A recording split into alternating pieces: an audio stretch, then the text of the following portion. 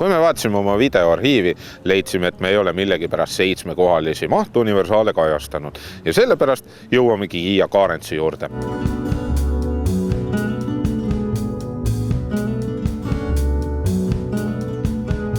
Muide, see Carents on oma hinnaklassi poolest selline, mida keskmine Eesti inimene suudab liisida, ehk siis sinna 16 000 euro lähedusse või siis õigem öelda oleks, et selle auto baashind on 18 990 eurot ja selle baashind sisaldab väga palju varustust, ehk siis sa saad selle raha eest üpris palju sõidukit.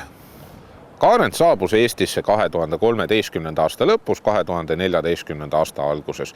Lisaks sellele on Carents saanud ka Baltimaade Top Geari mahtuniversaali aasta 2014 auhinna ja võrreldes eelmise mudeliga on see uus väga palju muutunud. Küll natukene väiksemaks, aga tänu sellele, et teljevahe on pikem, on seal sees ka tunduvalt rohkem ruumi.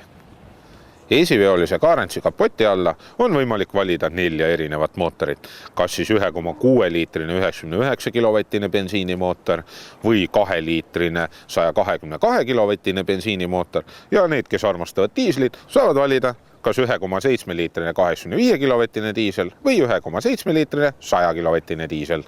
Ja käigukastide poole pealt pakutakse kas 6-käigulist manuaali või 6-käigulist automaati. Seda Carentsit on võimalik saada 2 erinevas varustuspaketis, kas EX või EX Comfort. Ja selle Comforti vahe on enamjaolt see, et siin on sellised LED-tagatuled. Aga selle pagasiruumi luugi taga leiab tegelikult 7 istekohta.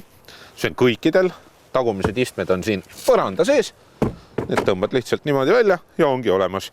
Ja siis jääb tegelikult selline olematu pagasiruum ja selle ruloo on tegelikult võimalik siia alla peita. Kuna tegemist on ikkagi 7-kohalisega, siis tuleb ju sinna taha ka ronida. Ja no, ega see kõige meeldivam tegevus pole, aga siia mahub ilusti ära. Ja isegi kui need seljatoed nüüd ilusti siia üles tõmmata, mahub siia ilusti istuma. Muidugi võib olla harjumatu see, et kui te istute nüüd siin vasakul pool ja siin ees keskel istub ka ees ja see turvavöö nüüd siin ees on, siis see on lihtsalt teil niimoodi näo ees, et varjab teil vaadet, aga üldiselt mahub siia taha ilusti istuma ja mahub sinna ettegi istuma. Aga kui aus olla, siis ausalt öeldes Tartusse väga küll ei tahaks siin sõita. Aga kui näiteks Tallinna vahel teha väiksemad otsad, siis ma võin olla küll siin, et kannatab selle väiksemaa küll ära. Et need istmed on ikkagi põhimõtteliselt väikestele lastele. Siin keskmise seas on ruumi küll, aga isegi keskmine istuja saab ennast mugavalt tunda tänu sellele, et see põrand on sile ja jalaruumi on tänu sellele rohkem. Lisaks on siin veel niisugused lauad, kus saate näiteks oma burgerid süüa nagu kiirrestoranis. Kui teil sellest jääb väheks, siis on võimalik veel see kokku klappida ja siin seda kasutada. Ja kui te tahate natuke rohkem löösutada, siis saate ka seda seljatuge reguleerida näiteks niimoodi või siis sõita natukene püstisemalt. Ja umbes, laseme natuke tagasi. Vaat sellise seljatoega peaksite siis istuma, kui siin taga istuvad ka inimesed.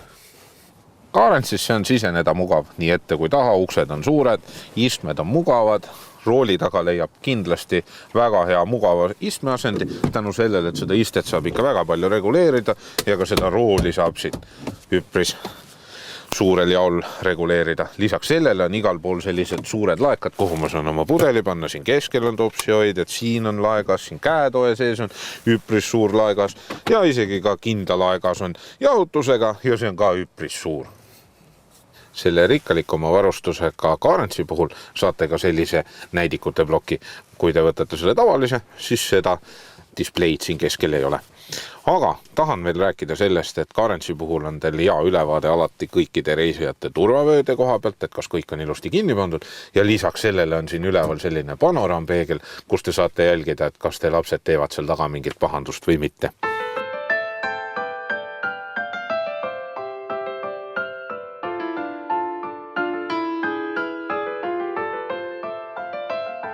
Carentsiga iseenesest on sõita väga hea. See sõiduasend või üldse siin rooli taga olemine on üpris kodune ja leiab väga mõnusalt või väga kiirelt sellise mugava asendi. lisaks sellele on selle auto vedrustus just selline kompromiss jäigema ja pehmema vedru vahel. Nii et kui lähete kurvidesse, siis see auto väga palju ei kaldu, aga kui te siin ikkagi Tallinna tänavatel mõnest august läbi tõidate, siis see ikkagi tundub päris ebameeldiv tegevuse. Rooli poole pealt on niimoodi, et seda rooli on võimalik siit reguleerida kas siis komfort, normal või sportasendi peal, aga ikka on ta natukene nihukene võlts ja veidi kerge, et sellist head tagasisidet sealt nagu väga palju ei tule. Aga tegelikult ei ole see eriti määrav, sellepärast, et ega ei pereema ega pereisa sellest väga palju hooli, sellepärast, et nemad sellega niikuinii ei sõida kiiresti või kuskilt sportlikult ja nii palju, kui nad natukenegi oma elus kihutavad, et selle saab ikkagi selle autoga ära aetud. Kütusekulu poole pealt tehas ütleb 6,2 keskmiseks kütusekuluks. Mina sain siin 6,4, nii et pole paha. Saab täitsa ökonoomselt sõita ja mootorina kasutame me siin praegusel hetkel 1,7 liitrist diislit, millel on 100 kilovatti ja millel on 6-käiguline automaatkäigukast.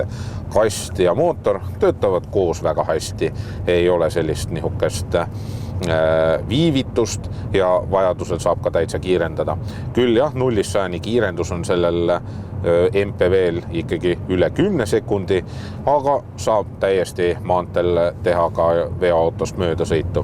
Ja kui nüüd sõita siin näiteks 6 või 7, siis on see kütusekulu ikkagi kuskil seal 6,7, 6,8, nii et ei ole ka väga palju kõrgem kui lubatud. Audio on ka täitsa viisakas, müratase on niukene keskmine, praegusel hetkel on meil siin naedrehvid all, aga kui need naedrehvid ära võtta, siis ma kujutan ette, et sellega on suhteliselt vaikne veel sõita.